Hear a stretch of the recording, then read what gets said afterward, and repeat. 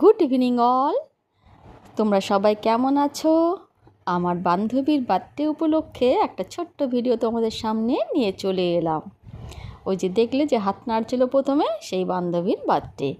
আর যেই আমরা ফোন পেয়েছি, আমাদের পুরো বন্ধুদের টিমটি একদম এসে হাজির হয়ে গেছি এই বান্ধবীর বাড়িতে। দেখো সবাইকে, দেখো কত স্টাইল মারছে, খুব এনজয় হচ্ছে আমাদের। কিন্তু এই দেখো, প্রত্যেকে একবার করে দেখে না, তোমরা দেখেছো?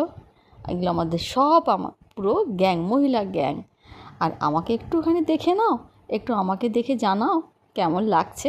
এই দেখো, আমি ভীষণ শরীরটা খারাপ হয়ে গিয়েছিল, কদিন হসপিটালে ভর্তি ছিলাম। তারপরে বাড়িতে এসে সপ্তাহখানেক যেতে না যেতেই একটু জ্বরের মধ্যে পড়ে গিয়েছিলাম।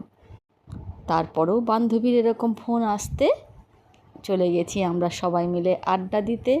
তার মধ্যে খাওয়া দাওয়া সব কিছুই হয়েছে। এই দেখো, সব কিছু চলে এসেছে, বান্ধবী নিয়ে চলে এসেছে। এগুলো চিকেন পকোড়া ছিল। আমি অবশ্য চিকেন টিকেন খাই না, অনেকেই অবশ্য ভেজ খেয়েছে, কারণ শ্রাবণ মাস তো। তাই দেখো, কেক কাটা আমাদের শুরু হয়ে গেছে। বান্ধবীর পরিবারের সকলে এখানে উপস্থিত রয়েছে। বেশ মজা হচ্ছে, খুব আনন্দ হচ্ছে। সঙ্গে নাচ গান, নানা রকমের কথাবার্তা, ইয়ার্কি ঠাট্টা সমস্ত কিছু চলতেই থাকছে।